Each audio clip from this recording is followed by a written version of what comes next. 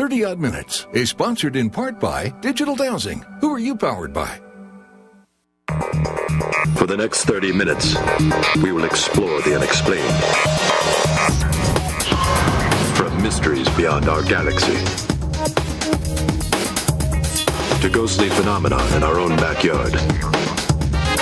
We will dive into our psychic abilities and explore everything from conspiracies to the just plain weird. Welcome to 30 Odd Minutes. If the truth is out there, we will find it. But only by sheer accident. Ooh, way! Welcome! Welcome, welcome. Good to have you here on 30 Odd Minutes aboard the mothership. We've sunk her down under the sea. Look at that. Beautiful, isn't it? Because somewhere beyond the sea. That's all we can sing, and then we pay for a license. That's it. Okay, so we're under the sea because we're looking for mermaids. Have you seen any swim by yet? No. Not yet. Not yet. No. Okay. Oh, there's one! No, I'm just kidding. Oh, they're so fast. The Portuguese made a walk.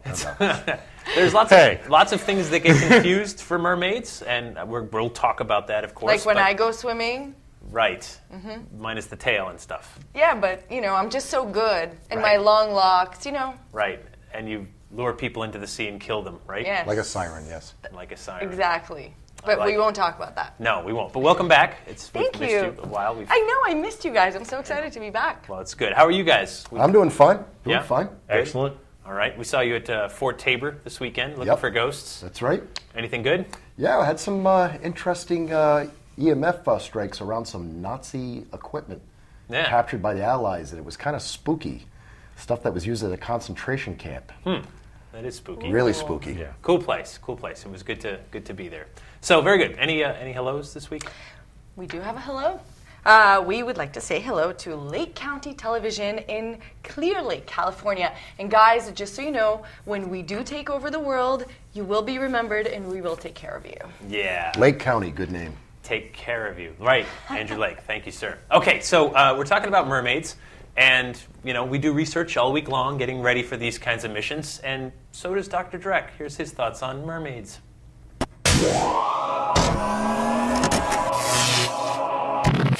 Greetings, Oddballs. Dr. Drek here, and tonight we're talking about mermaids, but I don't know what the big deal is about whether or not they're real. Of course they're real.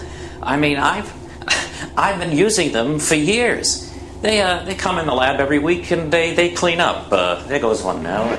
Get under that table, but don't touch whatever that thing is under there. I think it's still moving. Anyway, they work cheap. They're fast.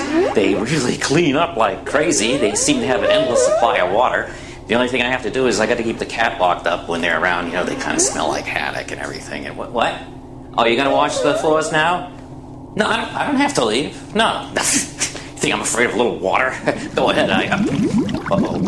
Uh-oh, no.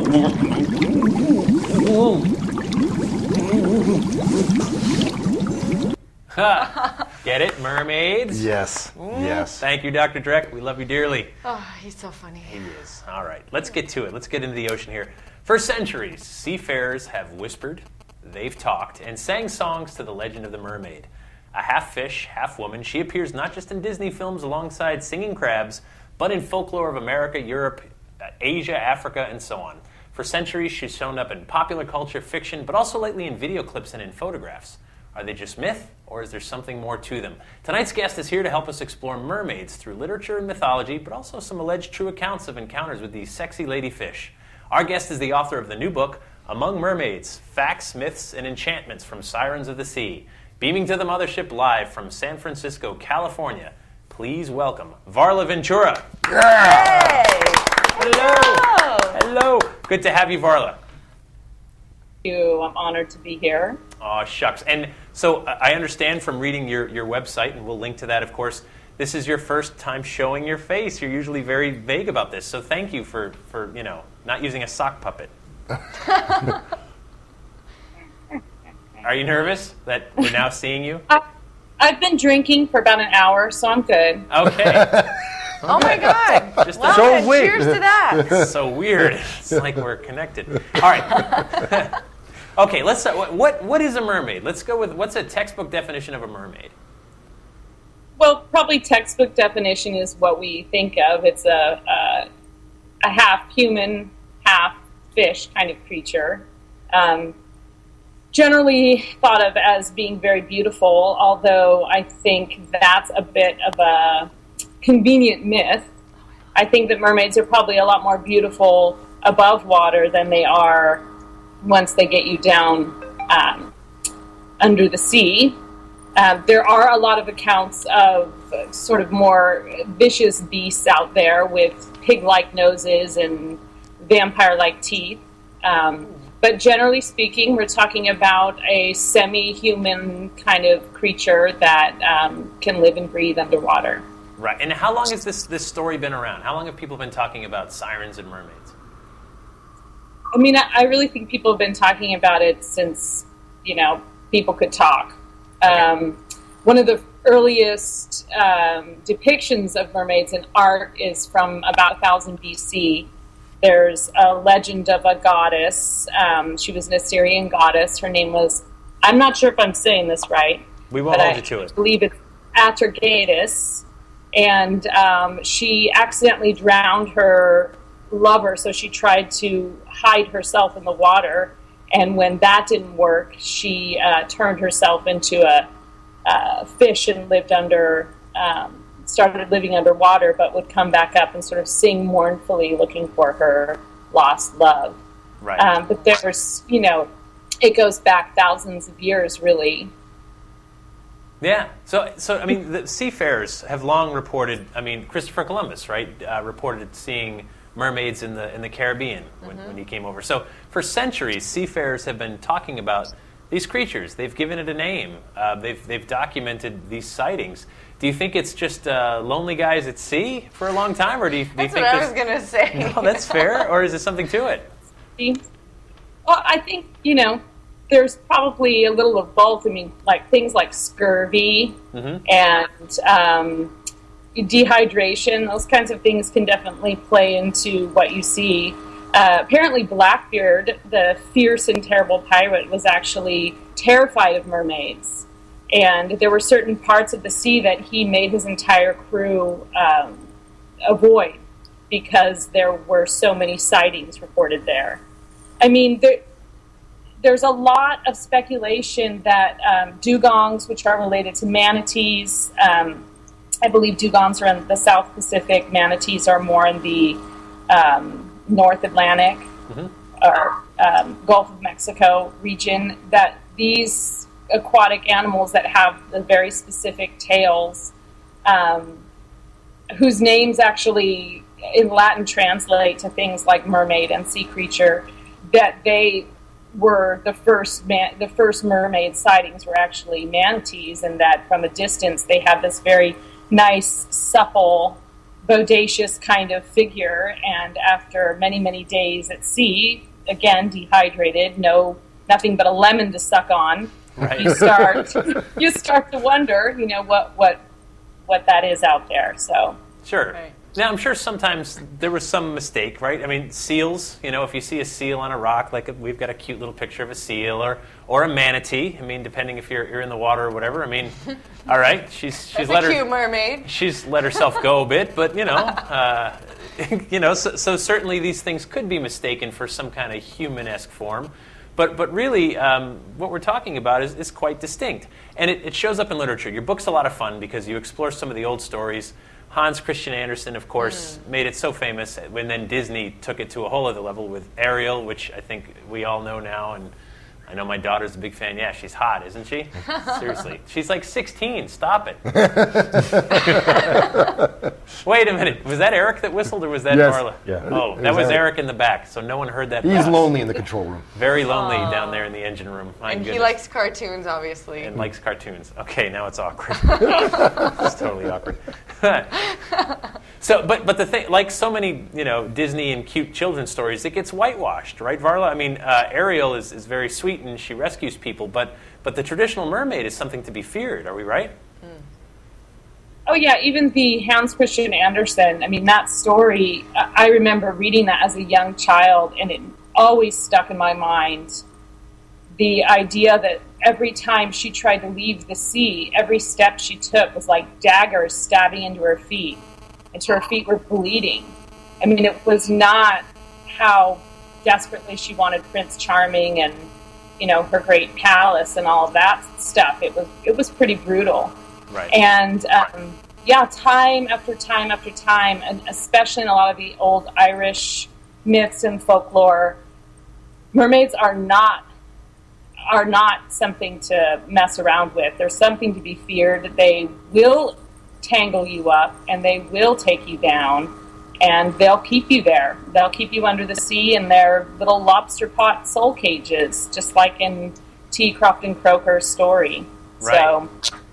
So what's so interesting to me about this story in particular, and lots of others, like, for example, you know, leprechauns and things like that, is that creatures by the same description but different names show up in various parts of the world. Africa, Asia, Europe, America. It's one thing if it was just in Ireland. Then you could say, it's an old yarn that someone spun and spun again and again.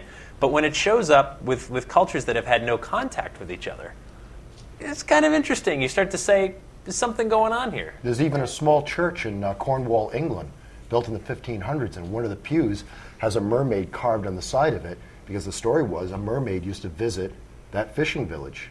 It was seen by people who lived in the village, not just the sailors. So yeah, you find these stories all over the place. But it could just be collective consciousness, you know, that whole idea is that all ideas are floating out there in the world, and whether you have contact with a culture or not, they're out there, and they come to people in different times, different places. So, right. A resident skeptic, of course. Of course. That's all right. I'm just saying, you know. Sure. But the other thing is, and our friends here in the chat room are wondering, and the same thing that I was just wanting to ask you is, you know, we always talk about mermaids as in the female form, but why do we not talk about mermen? I mean, I know you mentioned it a little bit earlier, but what is it about that particular creature that is only in the female form and no males? Really? Single female, I might point out. We don't hear about mermatrons, right? Right, yeah. They're never moving together in a pack. They're always alone. Mermaids. And female. Unmarried female fish. Yeah, what's with that? Actually, there's a lot of old folklore that includes mermen.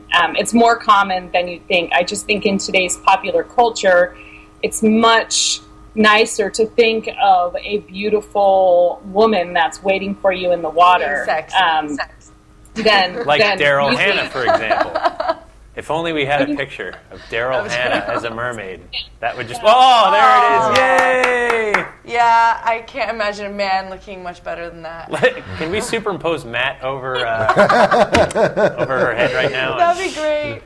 Barbs was just saying that Matt has lost a lot of weight, as it seems, so maybe he'd look really good in that suit. So mermen do show up in folklore, but not so much in popular culture today. That seems to be the case, and I mean, if you think about it, this idea that they're pulling you into the sea, I don't know very many women that would fall for it, but I know a lot. So you're saying we're smarter. Right. That's it. Yeah, and guys will be like, "Ooh, pretty girl, here I come." She's got a tail. Who cares? Yeah, tail. I know. Well, I can look past it. That's the principle. That's the principle mermaids operate on. They're waiting for you to notice how gorgeous they are and be distracted and try and rescue them. I mean, that's how they get what they want. And there is usually a merman waiting. You know, it's like an old kind of scam to get you go out there and you hitchhike. Right. And you put the girl on the side of the road and then the guy waits in the bushes. You know, it's kind of like that, but mermaid style. You seem to know a lot about this. Speaking of scams and mermen, all at the same time. You know that we were talking earlier, that documentary that was on Animal Planet? We are going to be all over that. Oh, we're not. Soon. Oh, I'm not allowed to talk about it. We're going to get there. No, we are going to get there. I'm just jumping the gun. You're jumping ahead. Before we get to that, let's talk about an earlier scam, P.T. Barnum. P.T. Barnum, the Fiji mermaid. Yeah. But we will get to that very soon. So take a look at this picture. P.T. Barnum. There's the Fiji mermaid, and then we even have a photograph. That looks like a man. Right. So Varla, you know, I'm sure you came across this in your travels, and this is not the only one of these types of things to show up. They did a few of them.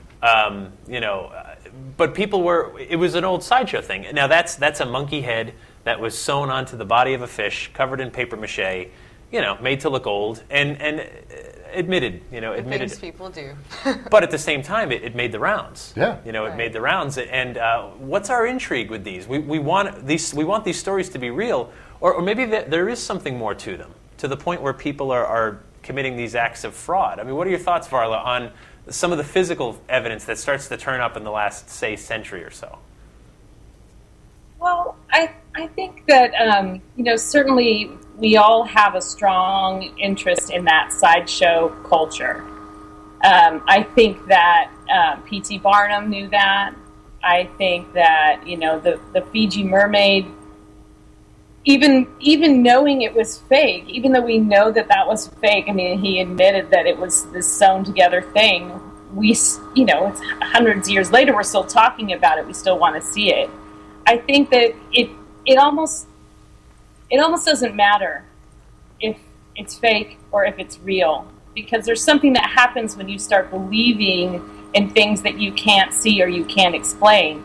Sure. It sort of taps into a part of your brain that allows you to kind of be open and be you think a little more creatively and think outside the box or outside the tank. Right. So.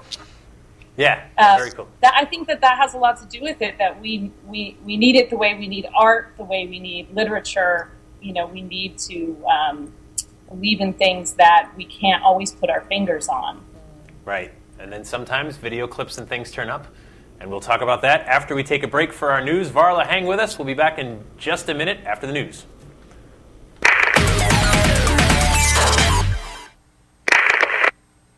The British may have an Egyptian spirit locked up in one of their museums. A small statue that was carved sometime around 1800 BC as an offering to Osiris, the god of death, has been moving on its own inside a locked display case in the Manchester Museum. The statue was given to the museum back in 1933 and up until recently has kept quite still while on exhibit. A curator for the museum named Campbell Price noticed one morning that the 4,000-year-old statue was turned neatly around with its backside facing out. Price found this very strange, especially since he is the only person with a key to unlock the case. The next day, he found the statue turned around again in the very same position. Even stranger, it keeps on happening. The ancient Egyptians would place such statues in tombs as a sort of backup vessel for the deceased spirit if anything should happen to the person's mummified remains. This has left some folks wondering if a spirit is responsible for the mysterious 180-degree movement. Time-lapse video shows that the statue moves very slowly and only during visiting hours. A physics professor, Brian Cox, believes that vibrations from visitors walking by the display case is the explanation for the statue's movement. However, it is weird that the statue only rotates 180 degrees and does so every time. Maybe the reason for this is as clear as the message carved on the statue's back, which reads, "Bread, beer, oxen, and fowl." Sounds like somebody's hungry. I'm Andrew Lake, and oddly enough, that's the news. That's amazing, because that's a weird story. exactly my grocery list this week. There you go. Bread, beer, oxen, and fowl. Yeah. And usually we just stick with the beer. Making me hungry. Buffalo oxen. Said the vegetarian. Right, yum. So that is wild. That's really making the rounds, and it's an interesting crazy. story. I love it. I love when that stuff comes up. Okay, so we live in an age where these stories and the videos come up again and again, and the Animal Planet show. Yes, this Varla, I know you've seen this. First, we're going to show a video clip, and this was a clip that did make it onto the show. This has been seen over 3 million times on YouTube. It's a sighting in Israel. But actually, before we get to it, set this up for us. Since 2009, there's I guess a little money on the table. Yeah, this took place in, I think they say the video was in Kiryat Yam. Right. Yam. I'm not sure if I'm saying that right. Kiryat Yam, and there's $1 million prize for anyone who can actually capture and bring in this mermaid that there have been sightings of for, I guess, 5 or 6 years regularly. Right. So when this, and I knew about that actually, and had kind of put that fact in the book. And so when this documentary came out, and I think that was like one of the lead images, or one of the lead parts of the documentary, kind of the teasers that they were putting out. Sure. I recognized the place immediately. To this date, though, I do not think anyone has actually claimed that prize. Right. All right, let's take a look at the video. This is allegedly filmed in Israel. We'll talk about it after. Take a look. It's pretty amazing.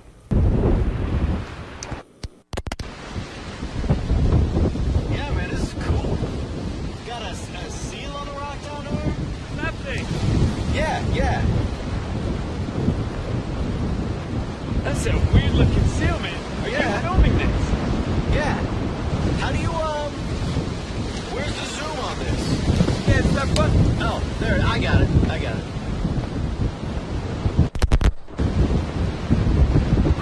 It's a seal, man.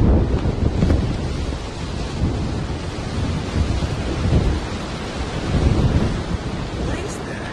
Oh my God! What is that?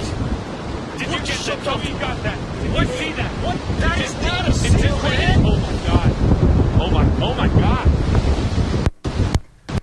All right, so The visual effects better than the acting. right.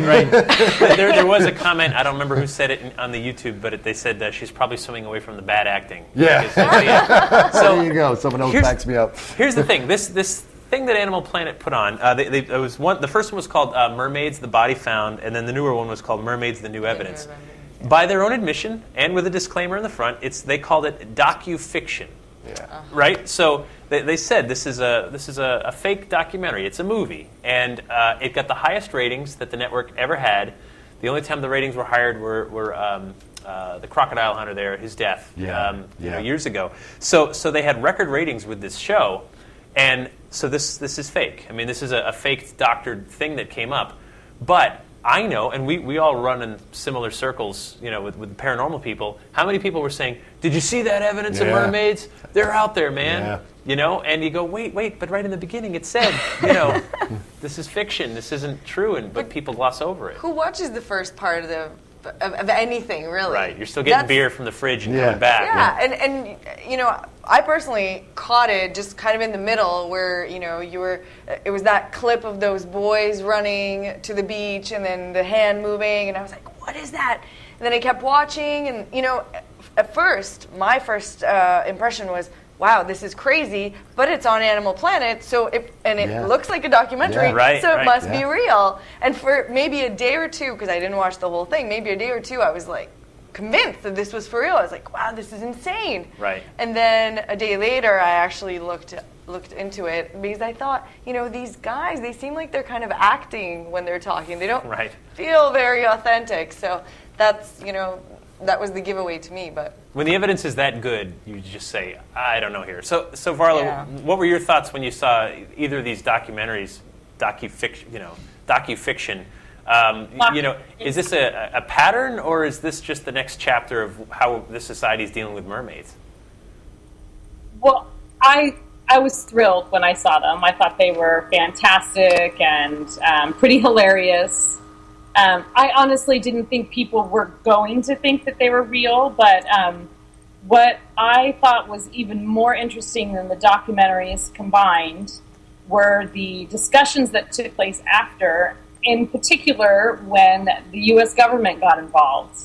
And I'm not sure if you're aware of this, but a day or two after that first one came out last year, the National Oceanic Atmospheric Organization, which is run by the U.S. government, issued an official statement that mermaids were not real. We're like all these little girls who are waking up and it's on the news that mermaids aren't real, and they just, crush the dreams. And like wait a killing minute. Santa Claus. Hold a minute. Matt, didn't the U.S. government also say UFOs and aliens aren't real? True. They're fine. Not to worry, It's a little double girls. cover-up, yeah. It's a double, the mermaids are fine. We have a long history of denying things. So to me, that's a smoking gun that they're real, that they were denied. So, but I mean, on the one hand, Animal Planet just borrowed from P.T. Barnum's playbook a century later. Like, I know. One born every minute. I mean, he doctored a physical thing. We have CGI now. We can do way better than that. So You would've It used looks it. so cool. it does look so cool. It does. Cool. It absolutely does. Well, we know where they've got the body stored, right next to the unicorn pen. Right. Yeah. Breeding the unicorns. The meat is so tasty. It's delicious. It really is. So, okay. vegetarian. So here's the $1 million question. And you have a chapter devoted in your book to firsthand accounts. Now, that's the one I really perked up. So the $1 million question, Varla, do you think there's something to it? Is it just a story, or is there something lurking in the ocean that maybe we haven't cataloged yet? I actually think there's lots of some things in the ocean that we haven't cataloged. I mean, every day something new is discovered, and there are crevices so deep that we probably will never invent the technology to figure out what's actually underneath the surface. So I think, there's definitely a certain element that it could be absolutely and completely real. I do think anytime the U.S. government emphatically denies something, it makes me instantly suspicious. Right. You're our kind of people. I don't think that, obviously, I don't think that either of those documentaries were real or contained real footage. Right. But I do think they tap into this idea that, is it really that unlikely that these creatures don't exist? I mean, we spend a lot of money and time hunting ghosts and producing shows about ghost hunting, and they never actually really show you much evidence. We spend a lot of time, hunting for Bigfoot, and they never really show you exact evidence. There's a certain element you have to You're believe starting a fight, Varla. in what you're Life's a journey. It's not a destination. Come on. Quit ruining paranormal television for us. I consider myself a supernaturalist. I mean, I believe in all this stuff. I just think, sometimes we draw lines where maybe, drawing a line in the sand, maybe we shouldn't be drawing such a clear line. I believe in ghosts. I've had paranormal experiences. Right. How am I, and I've met many skeptics. So who am I to say that there's absolutely no way these creatures could exist? Can you give us an example, from your book, one of the stories where someone relayed to you of an encounter that they believe was a mermaid? Yeah, I actually put out a call for Mermaid Sightings. I figured, someone out there, you got your Bigfoot hunters. There's got to be somebody who's actually seen a mermaid. And in fact, I found a woman who wrote to me who had gone on vacation in the Bahamas with her mom, and she and her mother both saw a merman in their room on the same night, but at a separate time. And I won't give you all the details of the story because you can buy my book and read it. Of course. But it was absolutely. She even sent me a picture of the creature that they both saw. And he appeared kind of, they were in like a bungalow, kind of out over the water. Right. And they saw this person in their room at night, and he kind of turned to them, and he had like these glowing eyes, and then he disappeared. And then the next morning, there were sort of puddles of water inside the room that they couldn't explain. Wow. And her mother had the same experience, but didn't want to tell her because she thought, I had this crazy dream. So the next day, somehow, they kind of admitted to each other what they had seen. And it was just the one time. She said she's been back there many times hoping to see this creature again, and she hasn't. But I also received a beautiful story from some Aboriginal women in Australia about their mermaid, they call it their mermaid dreamtime story. Right. So, I think there's probably more sightings out there along those lines. I just think people get really laughed at if they say that they've seen a mermaid. So it's it's got more of a mythological stigma to it than some of the other magical creatures that we hunt. Absolutely true. Varla, we have run right out of time. It's such a great subject. Mermaids don't go away. We keep talking about them. Popular again. The name of the new book is Among the Mermaids. We'll have links to your site from ours and to the book. Thank you so much for joining us. Thank you for being under the sea. Until next time, stay odd.